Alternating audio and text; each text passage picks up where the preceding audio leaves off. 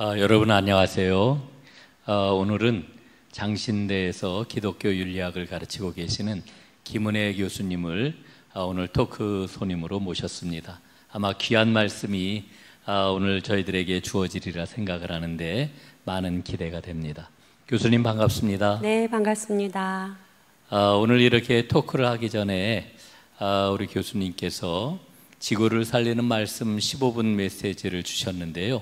그 핵심 주제를 한 단어나 혹은 한 문장으로 다 이렇게 요약해서 말씀을 해주신다면은 어떻게 좀 해주실 수 있을까요? 네, 오늘 본문에 근거한 간단한 말씀을 간략하게 이야기하면 이 세상은 타락한 세상이 아니라 하나님이 직접 오시고 하나님 나라가 이루어지는 거룩한 공간이다라고 하는 것을 강조하는 본문이고요. 이렇게 강조하는 배경에는 이런 이해가 전제되어야 기후위기에 대한 활동이 신앙의 문제로 받아들일 수 있기 때문입니다. 네, 아주 굉장히 중요한 핵심적인 그런 말씀을 저희들에게 주셨는데 이 말씀을 오늘 토크를 통해 가지고 좀 하나하나 이렇게 좀 풀어보도록 이렇게 하겠습니다. 지금까지 이제 주로 우리 목회를 하시는 목사님들과 토크를 해왔는데 오늘은 이제 교수님하고 토크를 하니까 좀 여쭤봐야 될 그런 그 부분들이 좀 더 많은 거 아닌가 이런 생각이 듭니다. 특별히 이제 신학생들을 가르치시면서 미래의 그런 목회자들을 양성하고 계시는데 그 신학생들이 이 기후위기 상황에 대해서 느끼는 위기의식이라고 그럴까요? 그런 게 좀 어느 정도인 것 같은가요? 네, 이 기후위기에 대한 의식에 대해서 설문지도 있고 여러 가지 발표가 있었습니다마는 일반적으로 코로나를 겪으면서 환경에 대한 의식이 고양된 것은 사실인 것 같아요. 그래서 상당히 고무적인 일이라고 생각하는데 중요한 것은 여전히 신학생들이 이 기후위기를 극복하는 활동을 2차적인 문제로 보고 본질적인 문제로 보지 않는다라고 하는 것은 앞서 이야기한 것처럼 그저 사회의 한 문제 정도로 그래서 그 긴급성이나 그런 절박성 이런 것들이 모자라는 이유는 여전히 이것이 하나님이 원하시는 하나님의 뜻을 이룬다라고 하는 그런 신앙의 문제로 받아들이는 뭐 교육이나 의식의 전환이나 활동이나 교회 목회자의 설교나 이런 전방위적인 노력들이 여전히 부족하지 않나 이런 생각이 듭니다. 그 교수님 말씀을 들어보니까 사실은 일반 교인들하고 우리 신학생들하고 좀 비슷한 것 같아요.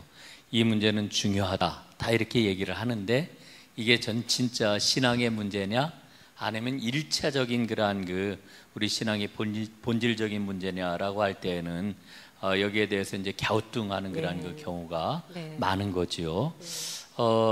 그런 그 상황들을 우리가 염두에 놓고 본다라고 하면은 신학교 안에서도 이 기후위기 이런 그 상황들을 극복하기 위한 생태적 관점에서 성경을 읽고 또 생태 신학적인 관점에서 교과목을 개설하고 이러는 것들이 좀 굉장히 중요하지 않겠나 이런 생각이 드는데 교수님이 계신 학교 상황이 좀 어떠신가요? 네, 이제 저희들은 조직 신학과 기독교 윤리 분야 이런 데서 이제 생태 신학을 가르치고 있었습니다.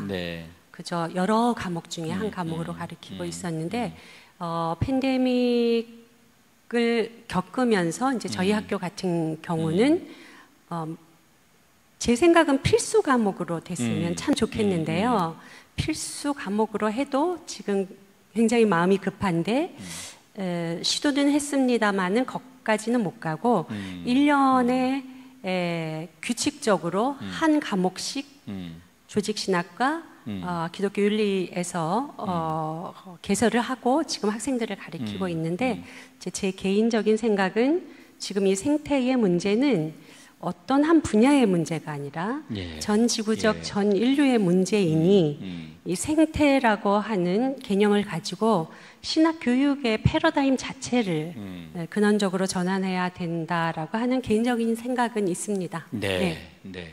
그 교수님이 아주 굉장히 중요한 그런 그 일종의 그런 그 신학 교육의 아젠다를 좀 주셨다고 생각을 하는데, 이게 뭐 조직 신학이나 혹은 기독교 윤리나 이런 그 한 과목의 그런 그 문제가 아니고 신학 교육 전반에 대한 기본적인 틀의 변화가 좀 꼭 있어야 되겠다. 네네. 이런 말씀이시죠. 그런 시도가 좀 어느 학교든지 이렇게 좀 앞서서 이를테면은 좀 용감하게 네. 지금 진행이 되면 얼마나 좋을까 하는 생각을 가져봅니다. 그래요. 네. 그 우리 김은혜 교수님께서 그런 일들을 좀 이렇게 한번 앞서서 해 나가시고 또 우리 모든 그러한 그 사람들이 관심을 갖고 힘을 모으면 좋겠다 하는 바람을 가져봅니다. 네. 이것과 이제 연관이 되어 있는 건데요. 실제로 제가 이제 목회 현장에서 늘 부딪히는 문제는 이 환경 문제에 대해서 설교를 하고 또 환경 문제를 신앙적으로 실천하자 이렇게 얘기를 하면은 이게 정말 복음적인 이야기냐, 또 이게 우리의 영성과 관계가 있는 거냐.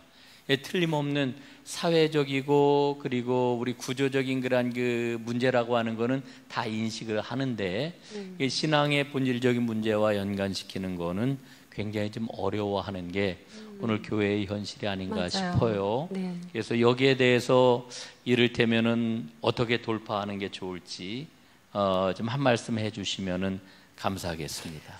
네. 목사님 매우 중요한 질문을 하셨는데요. 현장의 목사님들이 환경 문제를 그저 1년에 한 번 연례 행사 정도로 말씀하는 거는 괜찮은데 이렇게 자꾸 강조를 하려고 하니 이게 이제 구원의 문제, 개인 영성의 문제와 크게 관련 없다 이런 생각을 하시는 것 같은데요. 그 배경에는 구원론이 매우 중요합니다마는 한국 교회가 가지고 있는 구원론에 대한 일방적 혹은 과도한 강조가 창조 신학에 대한 깊은 전통을 2차적이거나 혹은 간과하게 만든 배경이 되고 있습니다. 그래서 앞에서도 얘기했듯이 그저 구원론을 인간이라고 하는 한 종만 구원하고 세계를 그저 파괴나 종말론적인 해체로 끝나버리는 듯한 그런 상상력을 의외로 전통적 그리스도인들이 많이 가지고 있거든요. 그래서 지구라고 하는 게 최근에 아주 중요한 신학적 개념이 되었습니다. 지구라고 하는 게. 그래서 인간은 지구라고 아직까지는 이 지구 행성이라고 하는 것을 떠나서는 구원받을 길이 없다. 구원론조차도 이 지구의 생존의 미래와 관련이 있다라고 하는 것을 조금 더 성경적이고 목회적이고 친절하게 다방면으로 강조할 필요가 있다. 세계에 대한 이해, 땅에 대한 이해, 지구에 대한 이해가 얼마나 인간의 구원과 밀접한지를 자꾸 연결해주는 그런 설교를 하면 좋겠다. 네. 네. 그 김은혜 교수님 말씀 들으면서 제가 아주 100% 공감을 하는데요.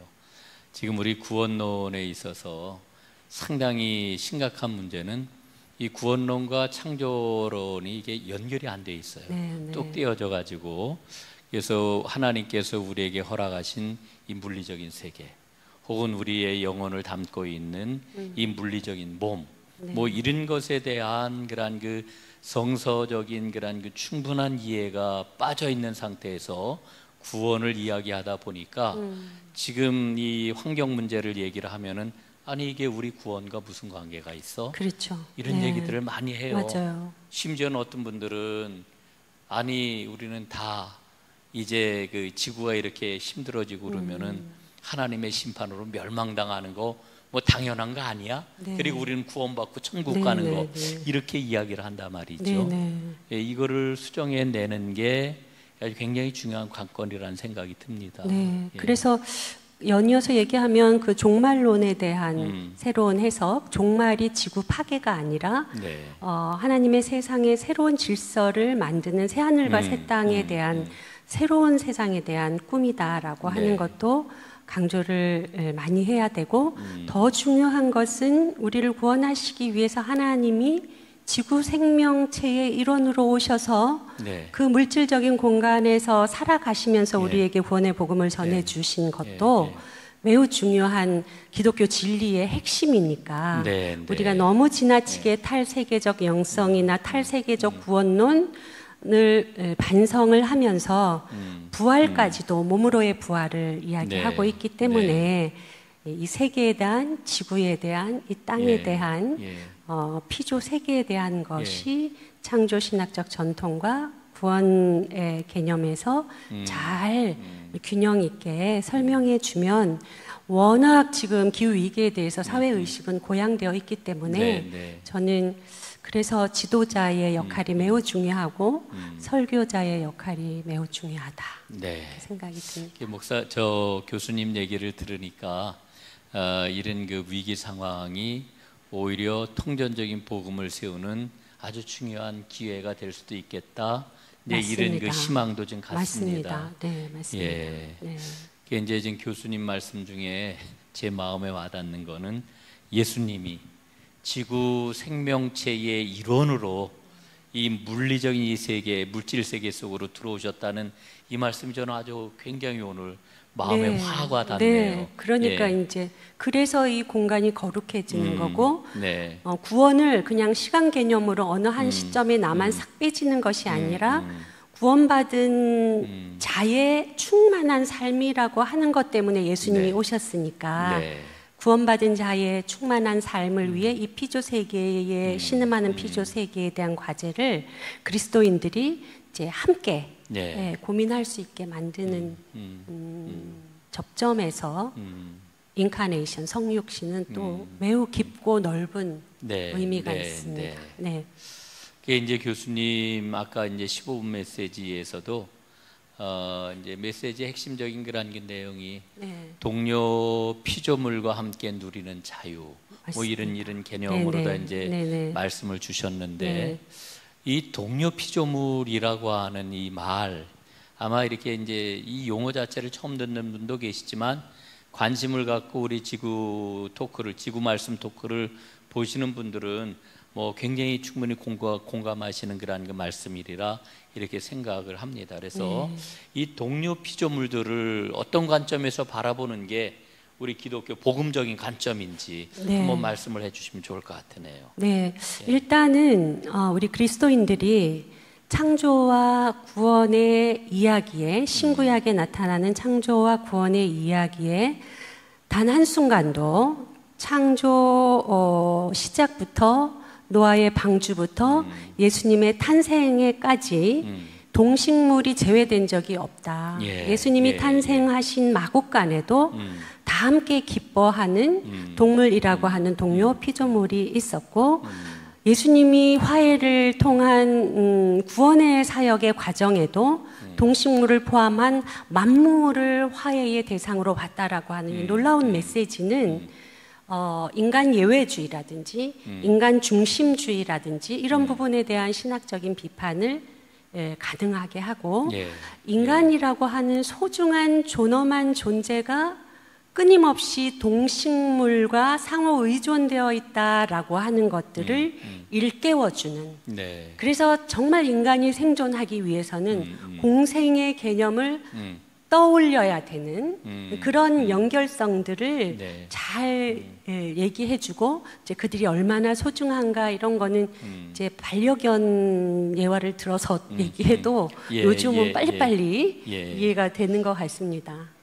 이제 교수님 말씀대로 그런 관점을 갖고 이제 우리가 신앙의 길을 걸어가는 게 참 중요한데 이제 현장 목회자의 입장에서 보면은 사실은 생태학적인 그런 그 위기 상황에 대한 그 사례는 이제 굉장히 뭐 차고도 넘치죠. 지금 뭐 보도도 뭐 엄청나고 다 위기 의식을 느낄 정도인데 근데 이제 문제는 제가 이렇게 교인들하고 대해 보면은 조직 신학적으로 뭐 혹은 윤리학적으로 이렇게 접근을 하는 것에 대해서는 교인들이 일정 부분은 처음엔 받아들이지만은 이렇게 좀 뭐라 그럴까 임계점을 넘지 못하는 그런 측면이 있더라고요.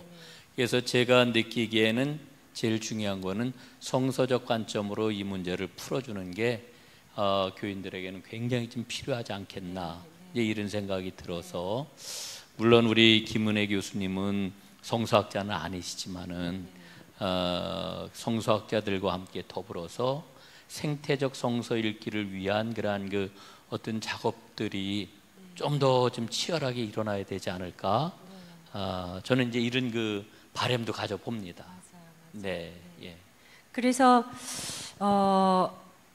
우리가 만약에 성경을 읽을 때 인간을 중심에 놓고 읽고 인간이라고 하는 종만 중요하다라고 하는 생각만 내려놓아도 네. 그동안 그저 죽어있는 물질적 환경이라고 생각했던 자연환경, 피조 세계에 대한 하나님의 뜻을 발견할 수 있는 성경 기절이 차고도 넘칩니다. 그래서 예를 들면 창세기를 읽을 때 하나님 혼자 일하신 것이 아니라 땅에게 부탁하고 물에게 부탁하고 빛에게 땅에게 부탁해서 각종 과일들을 내라 해서 네. 땅이 그렇게 했다. 이 모든 창조의 과정에서 땅과 물과 빛과 동물과 식물과 인간은 각각 하나님이 주신 본유의 가치대로 자신들의 일을 하면서 하나님 나라가 이루어졌다라고 하는 창세기 이야기부터 종말론의 새하늘과 새 땅에까지 구원의 방주에 동물이 들어간 그런 이야기부터 우리가 그 관점의 전환을 가지고 성경을 읽으면 이때까지 배제하고 제외시켰던 수많은 피조 세계의 이야기들이 많이 나오고요. 또 시편에 인간만 종이 아니라 만물이 주의 종이다라고 하는 말씀이 나옵니다. 그래서 마치 이 세상을 인간 혼자 일하는 것처럼 그렇게 생각하는 것은 매우 비과학적이다. 매우 네, 비과학적이다. 네, 매우 비과학적이고 굉장히 요새 네, 유행하는 말입니다. 네, 예. 그래요. 매우 비합리적이고 네. 매우 비성서적이다. 그래서 다 함께 더불어 생존하고 공생하고 공존할 수 있는 길을 찾는 것이 지금 아주 긴급한 교회의 과제이고 이제 그것이 하나님의 명령이다. 하나님의 뜻이다라고 하는 부분을 고백적으로 연결시켜주는 작업이 교회에서 지금 부지런히 해야 될 작업이죠. 네. 네. 자, 오늘 저는 굉장히 큰 그 깨우침 또 도전을 좀 하나 받았는데 우리가 성경에서 인간 중심적인 이 눈만, 이 관점만 내려놓아도 성경의 수많은 구절들이 새로운 의미를 가지고 우리에게 다가올 것이다. 이제 창조의 아멘. 과정, 뭐 시편 말씀, 혹은 종말론에 관한 그러한 그 말씀들, 네. 뭐 이런 이 이야기를 이제 해주셨는데, 이 토크에 함께 참여하고 계시는 우리 그리스도인들은 한번 이 말씀을 좀 마음에 새기고 성경을 좀 새롭게 보는 그런 훈련을 하면은 참 네. 유익하겠다라고 하는 그런 생각을 갖게 됩니다. 네. 예, 감사합니다. 예. 좀 조금 다른 그 이야기인데 네. 현재 이제 진행되고 있는 기후 위기 앞에서 구체적으로 우리 그리스도인들이 좀 실천을 해야 되는데 그게 이제 하나님께서 우리에게 맡겨주신 책임이 아닐까 이런 생각을 해보는데 이를테면은 우리가 살아가는 세상에서 기업이라든지 아니면 정부 정책이라든지 이런 것들이 이제 생태 위기를 더 초래하는 그런 그 상황이 되었을 때 우리가 어떻게 대응을 하는 게 이게 신앙적이고 영성적인 삶일까? 뭐 이런 고민들이 좀 있어요.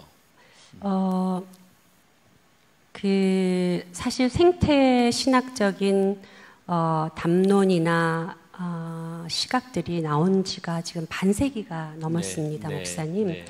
최근에 생태신학에 중요한 것은 이제 생태신학이 중요하다 이런 거는 이미 다 지났고 얼마나 긴급하고 얼마나 절박한가 이 부분을 이제 강조하기 위해서 최선을 다하고 있는데요. 이제 너무 남아있는 시간이 제한적이다 보니 한 사람 한 사람의 실천이 유의미하지 않다라고 하는 것이 아니라 그 긴급성과 절박성 때문에 일상에서의 개인의 실천도 매우 중요하지만 더 중요한 것은 구조적이고 정책적인데 힘을 모아서 기업이 전환하게 만들고 여러 가지 사회 조직들이 친환경적 생태적인 제도를 전환하는 것이 엄청난 효과를 가져오기 때문에 이 절박성과 긴급성 때문에 그저 개인적인 실천으로 만족해서는 안 되고 시민적 의식을 작동시켜서 각각의 지역에서 다양한 시민 단체들과 연합해서 정책을 바꾸고 구조와 제도를 개선하는 데에 그 누구보다도 저는 그리스도인들이 앞장서야 된다고 생각하고요. 그 신앙적인 배경에는 그저 이 세상은 이 피조 세계가 신음하고 있는데 이 세상은 진화론자들이 이야기하는 것처럼 우연적으로 이렇게 된 세상이 아니라 하나님의 말씀으로 한 종 한 종이 창조되었다라고 하는 이 거룩한 성경의 말씀을 우리가 고백하게 되면 그 누구보다도 피조 세계의 고통이 나의 아픔으로 다가오는 신앙적 DNA를 가진 사람이 저는 그리스도인이라고 보고 있습니다. 그래서 훨씬 더 절박하게 적극적으로 피조 세계를 회복시키는 일에 앞장서야 된다. 그렇게 생각합니다. 네. 자, 그 교수님 말씀을 들으면서 어느 부흥사님한테 말씀을 듣는 것보다 마음이 뜨거워집니다. 할렐루야. 그 굉장히 중요한 말씀을 해주셨어요. 긴박함과 이 절박함이 결국은 그런 그 마음으로 우리가 이 생태 위기를 신앙적으로 바라보게 된다라고 하면 그럼 우리가 무엇을 할 것인가? 개인적인 실천뿐만 아니라 그거를 뛰어넘는 그런 행동까지도 우리가 도모하지 않겠는가? 이런 그 말씀으로 이렇게 받아들여지는데, 오늘 이 토크를 듣고 참여하시는 분들, 단위 교회나 하여간 그 조직이나 이런 데서 깊이 한번 좀 논의를 해보시면 좋으리라 이런 생각이 듭니다. 그 이제 아까 제가 이제 영성이라고 하는 말로 이제 질문을 드렸는데 그 생태 영성에 관한 그러한 그 말씀을 한 말씀 좀 더 들었으면 좋겠어요. 예, 흔히 우리는 영성 그러면은 굉장히 개인적이고 또 이제 뭐 좀 묵상을 하거나 혹은 말씀 속에 깊이 우리가 들어가거나 뭐 이런 걸로 다 이렇게 정적으로 생각을 하고 있는데 생태 영성 이렇게 한번 말을 붙인다라고 하면은 생태 영성의 방향은 이런 거다 한번 말씀해 주시면은 큰 도움이 될 것 같습니다. 네, 저는 그 생태 영성은 이렇게 합리적인 사고나 논리의 문제가 아니라 감수성의 문제이다라고 생각을 하셔야 되는데 이 감수성은 생명에 대한 감수성입니다. 그래서 이거는 그저 공부하고 논리적으로 이해하는 것이 아니라 다양한 생명들하고 어떻게 벗이 되고 이웃이 되고 함께 살아가는 방식을 고민하고 만들어가는 길에 서야만 증진될 수 있는 것이 생태 영성이다. 그래서 생명에 대한 감수성을 예민하게 만드는 것. 그렇게 되면 어떻게 동료 피조물의 고통과 신음을 그렇게 간과하거나 무시하면서 내 생명만 소중하게 생각할 수 없잖아요.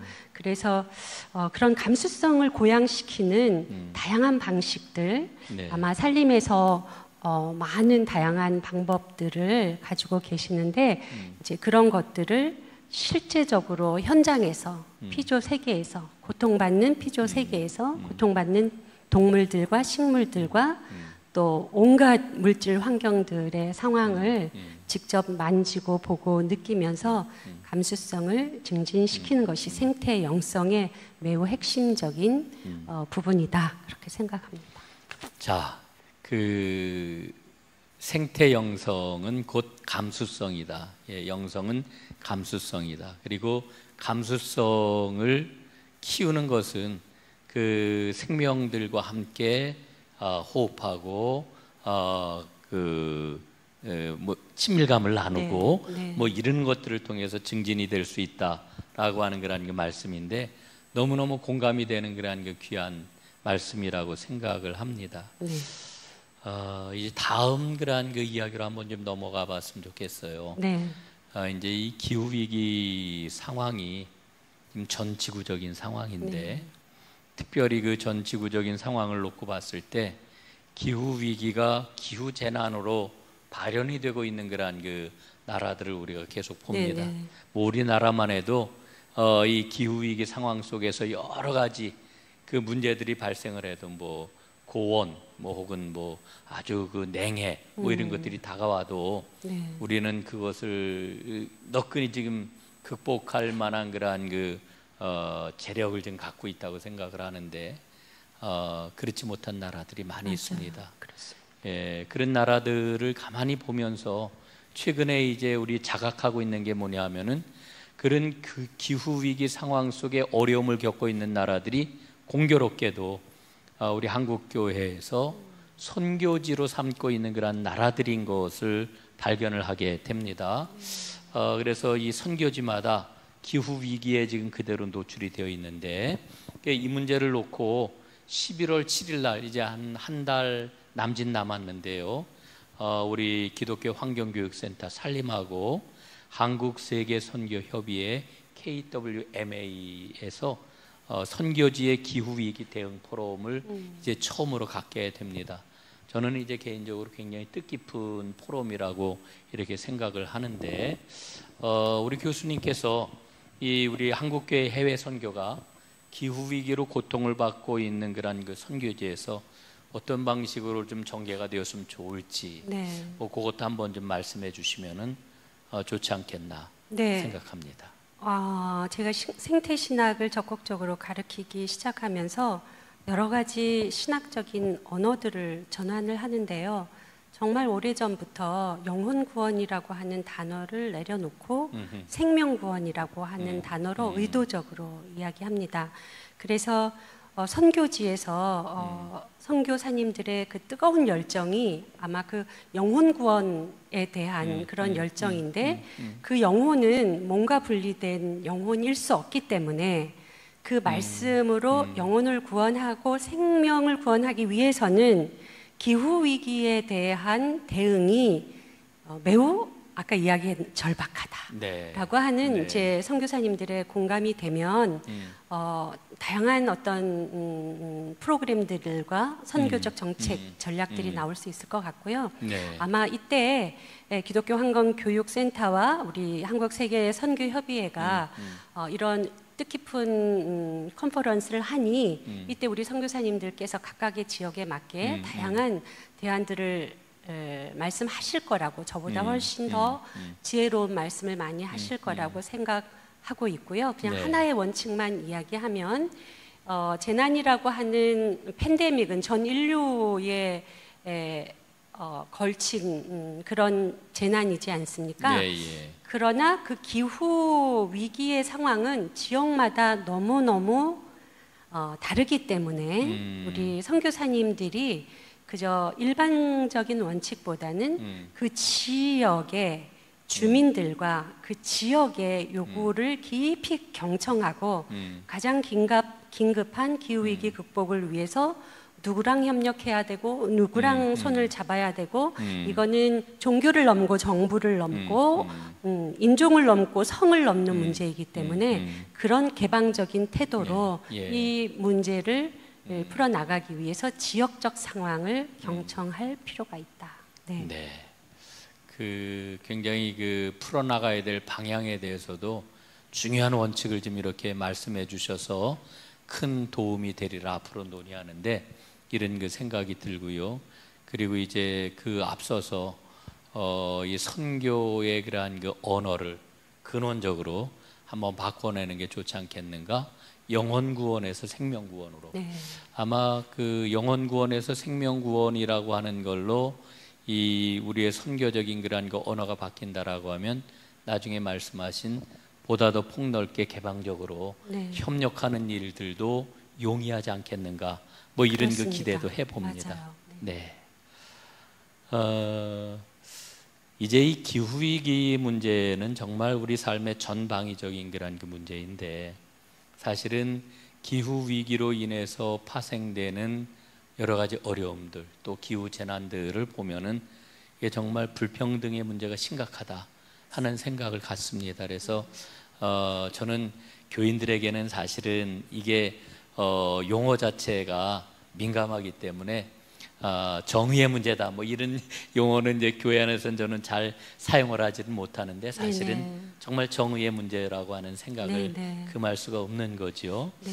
그래서 이 정의의 문제, 특별히 저개발 국가도 그렇지만은 또 한 지역 안에서도 보면은 가난한 사람들, 뭐 장애인들, 뭐 어린이들, 네네. 특히 여성들 뭐 이런 네네. 경우에 굉장히 불평등한 그러한 그 상황들을 좀 맡고 있다고 생각을 하는데, 그 모든 걸 지금 오늘 다 얘기할 수는 없는 것 같고, 네네. 그 중에서도 특별히 남성보다 여성에게 기후 위기가 더 위협적이지 않겠는가라고 하는 이런 질문을 한번 조심스럽게 드려보면서 네네. 거기에 대한 말씀을 한번 제가 좀 경청했으면 좋겠다 하는 생각이 듭니다. 네, 우리가 기후 위기를 극복하는 과정에서 이미 수년 전부터 기후 정의라고 하는 이야기를 했습니다. 목사님 말씀대로 이것을 설득해내는 것이 교회 내에서 단순한 작업은 아닙니다만은 이것 역시도 코로나 3년을 겪으면서 많은 사람들이 체감할 수 있었습니다.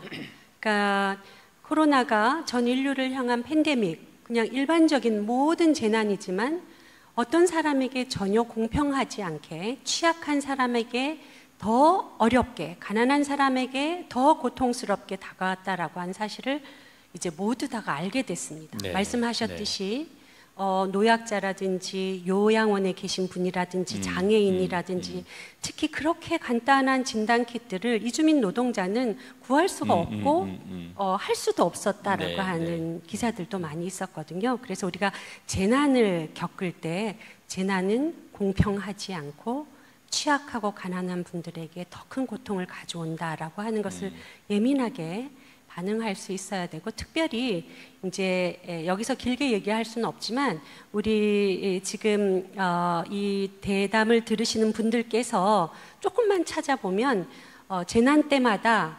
여성의 사망률이 네. 2배다, 3배다 이런 기사들이 사실 많이 있습니다. 그래서 저 역시도 그것이 왜 그럴까 이렇게 생각을 해 봤는데, 주로 여성들이 이 양육, 돌봄과 관련된 일을 하고 있기 때문에 아이와 또 노인을 돌보고 이러면서 이렇게 피하기가 용이하지 않고, 예를 들면 방글라데시에 훨씬 더 많은 여성 재난의 피해자가 있었던 데에는 그 여성이 입고 있는 옷 같은 거, 그것도 굉장히 중요한 역할을 하고 있었다라고 합니다. 그래서 어떤 면에서는 이런 작은 자에 대한, 소외된 자에 대한 부분에 대해서 깊이 생각하고 어떤 대응을 구사하고, 그런 의미에서 여성에 대한 입장도 그 중에 하나로 함께 생각을 해야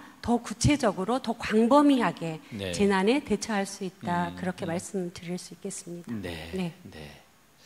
자, 우리의 그러한 그 현실을 우리가 좀 정확하게 볼 때, 그럴 때 이제 이런 재난 속에서, 특히 기후 재난 가운데서 그런 어려움을 어떻게 풀어나가야 되는지 그런 방향도 생기는 것 같습니다. 이제 학교에서 우리 그 신학생들을 이제 좀 계속 가르치고 계시는데, 신학생들은 이제 그 학교에 나와가지고 교회를 가면 대부분 전도사 내지는 준전도사의 그렇죠. 그런 그 역할들을 좀 하고 있습니다. 그래서 이제 이들이 학교에서 공부하는 건 물론이고 교회 현장에서는 자기들이 갖고 있는 신앙과 신학적인 소양들을 이제 이렇게 펼쳐나가려고 그러는데, 교회에서 특별히 이 기후위기 상황들을 극복해 나갈 수 있도록 우리 이 신학생 내지는 젊은 전도사들에게 어떤 지원을 좀 해야 될까라고 하는 이런 질문을 좀 던져봅니다. 네, 저는 신학교에서 가르치고 있기 때문에 말씀하셨듯이 전도사님 또 이렇게 중대형 교회 부목사님들을 많이 만나서 이제 최근의 변화들을 가끔 묻습니다. 어떤 활동을 하고 있는지 기후 변화에 대해서. 이제 고무적인 것은 교수님 청년들이 기후 위기에 대해서 굉장히 예민합니다. 그래서 제가 살림의 다양한 프로그램들을 정말 많이 소개해 주었어요. 이것도 해봐라, 저것도 해봐라. 그래서 청년들과 청소년들이 굉장히 그래도 의식이 그렇게 변화되고 교회에서조차 그런 부분들을 적극적으로 실천하려고 하는 건 참 고무적이다라는 생각을 하고요. 조금 우리가 좀 이렇게 생각을 이렇게 전환해야 할 지점은, 이제 저는 교육을 하니까 너무 교실 안에서 이 어마어마한 생명 현상을 그냥 교실 안에서 책에서만 배우니까 머리에 것이 가슴을 내려와서 가슴이 뜨거워져서 손과 발을 움직이는 데까지 가야 되는데 이게 너무 시간이 많이 걸리는 거예요. 그래서 가장 느린 것 같지만 이제 이론 좀 접고 학생들을 다 데리고 고통받는 현장에 하나님의 아름다운 자연 세상에 이제 저희 학교 같은 경우는 아차산이 있고 뒤에 언덕이 있고 텃밭이 있으니까 그냥 아무 말도 하지 말고 좀 말하는 거 그만하고 땅을 만지게 하고 땅에 어떤 그 물질적인 그런 일들이 일어나는지 생명이 어떻게 자라는지 좀 그런 접촉점을 만들어주면 좋겠다. 그런 생각을 하여튼 교육자로서 반성하면서 하고 있습니다. 네. 예, 그 땅과 생명의 감수성을 이렇게 좀 함양하는 그런 교육이 좀 꼭 필요하다라고 하는 그런 말씀이라고 생각이 듭니다. 예, 정말 지금 저는 신학 교육이 바뀌어야 되지 않겠나 이제 이런 생각을 좀 하고, 그리고 신학 교육이 그렇게 새로워지게 될 것 같으면은 교회에도 좀 새로운 전환이 일어나지 않을까 예, 이런 생각을 가지면서 우리 김 교수님이 학교에서 그런 그 작은 일들을 좀 많이 이렇게 시행을 해 주시기를 또 기대하고 기도를 좀 해봅니다. 예. 이제 우리 그 토크를 좀 마무리해야 되는 그런 게 단계로 좀 가고 있는데요. 지금 우리 살림이 그동안 많은 프로그램들을 해왔습니다. 특별히 기후교회 워크숍을 활발하게 진행을 해왔고요. 또 탄소제로 녹색교회를 위한 환경선교사 과정도 굉장히 좋은 그런 그 우수환경 프로그램으로 이렇게 선정도 되고 그랬습니다. 저희 그 살림에서 늘 꿈꾸고 있는 거는 앞으로 차세대 환경 리더들이 좀 많이 배출이 되지 않을까 이런 생각을 하는데, 그렇게 일을 좀 잘 해나가기 위해서 우리 저 살림 정신 차리고 이걸 좀 더 해야 되겠다. 뭐 이런 말씀이 있으면은 한번 좀 해주시기 바랍니다. 네, 환경 선교사 혹은 환경을 위한 차세대 리더들을 교육하는 지점에서 사실은 환경의 문제와 청년들의 삶의 문제는 밀접한데 지금 한국 사회가 겪고 있는 2030 젊은 청년들의 실존이 매우 고통스럽고 우울합니다. 그래서 청년 리더를 양육할 때 그저 기후 문제만 앞장쓰고 이것이 마치 모든 것을 해결해 줄 거와 같은 이런 관점보다는 그들의 고통스러운 마음, 왜 우울한지, 왜 불행하다고 느끼는지, 왜 희망이 없다라고 말하는지, 그들의 실존의 문제들을 좀 경청하고 함께 고민하면서 기후 문제를 같이, 이 기후 문제가 이런 문제와 연동되어 있다라고 하는 연결점들을 가지고 함께 이야기해야 된다. 네. 그런 부분들을 좀 이야기하고 싶습니다. 왜냐하면 제가 최근에 연구한 부분들 중에 2030들의 우울감이 이제 상당히 심각하다라고 하는 통계가 계속 나타나고 있기 때문에 영적으로도 매우 심각한 상황이니 기후 위기의 문제도 청년들이 겪고 있는 일상의 고민들과 연결시켜라. 네. 자, 이 우리 그 살림에서 깊이 새겨야 될 그런 그 귀한 말씀 같아요. 공감하고 좀 뭐 때문에 고통스러워하는지, 아파하고 또 우울해하고 낙심하는지, 그거를 우리가 함께 공감해 나가면서 기후 위기의 그런 그 상황들을 이렇게 함께 펼쳐 나간다라고 하면은 정말 흔들림 없는 그런 환경 리더들이 세워지지 않을까. 이런 생각을 합니다. 네, 아주 귀한 그런 그 말씀, 그 포인트를 좀 짚어주셨다 이런 그 생각이 듭니다. 이제 한 가지 좀 부탁을 드리는 시간인데요. 네. 지구를 살리는 말씀 이 15분은 챌린지입니다. 그래서 오늘 교수님께서 아주 귀한 말씀 전해주셨는데 저희가 바라는 것은 교수님은 그걸로 끝난 게 아니고 다음 이어서 릴레이를 하실 분을 한 분 좀 이렇게 추천해 주시는 걸로 소임이 끝나시는 겁니다. 아, 그래요? 네. 네, 너무 많은데 예. 최근에 만난 분이 네. 광주 다일교회 네. 김의신 목사님 네. 만나서 그분의 사역에 대해서 이렇게 들을 기회가 있었거든요. 그래서 갑자기 생각나는 분은 이제 그분이어서 그분은 생태 설교나 또 목회적인 차원에서 생태 목회를 잘하고 계시는 분이니까 좋은 모델이 될 것 같습니다. 네, 감사합니다. 귀한 분 이렇게 또 추천을 해주셔가지고 만날 수 있으리라 생각을 합니다. 이제 진짜 마지막입니다. 네, 진짜죠. 네, 네. 다른 게 아니고요. 지금 많은 그 목회자들 또 여러 교회들이 이 기후 위기 속에서 우리의 신앙을, 우리의 실천을 어떻게 펼쳐 나가야 될지 고민들을 참 많이 하고 계십니다. 그런데 또 그 중에 많은 분들은 나 혼자가 아닌가, 혹은 우리가 이렇게 하는 일들이 너무 미미한 거 아닌가, 뭐 이런 그 마음들도 많이 갖고 있는 것 같습니다. 그래서 이런 분들에게 용기를 주시는 그런 그 말씀 한 말씀 해주시면 고맙겠습니다. 네, 목회자들을 만나보면 제가 이 기후 위기에 대해서 설명하고 함께 손잡고 이 일을 같이 합시다라고 이야기하면 참 많이 말씀하시는 것이 우리는 이렇게 충분히 재정도 없고 충분히 일할 사람도 없어서 그거는 큰 교회나 하는 일이지 우리 같이 이렇게 작은 교회는 그런 일을 할 수 없습니다. 이런 대답을 많이 해요. 청년 지도자들도 그렇고. 그런데 이제 저는 두 가지 다를 강조하고 싶은데 첫 번째는 교회가 건강하게 잘 지속 가능 생존하기 위해서라도 기후위기는 작은 교회에서 할 수 있는 일이 많이 있다라고 하는 것을 우리 살림에서 강조할 필요가 있습니다.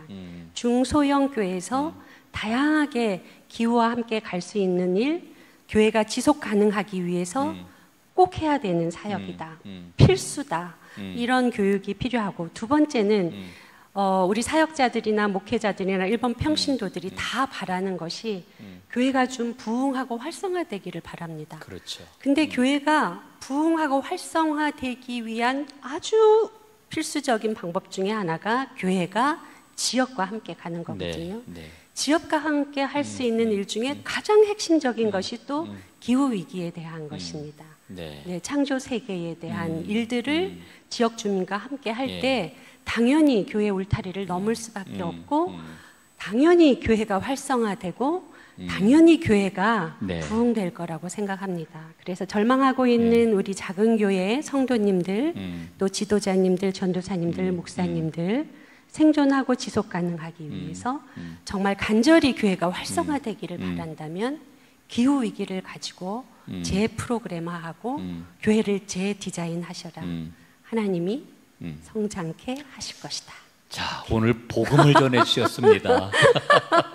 저는 정말 아멘이고요. 아멘. 정말 그 이 기후 위기에 대응하는 그런 그 신앙적인 자기 관점 가지고 고백을 가지고 실천을 해 나가면은 교수님 말씀하신 대로 그리 되리라 확신을 합니다. 예, 오늘 긴 시간 아주 귀한 말씀 너무나 감사하고요. 앞으로도 우리 김 교수님의 활동을 통해서 또 그 교수 활동을 통해 가지고 많은 생명이 살아나는 역사가 일어나기를 기대하겠습니다. 네, 고맙습니다. 감사합니다. 네, 초청해 주셔서 감사합니다. 네. 감사합니다.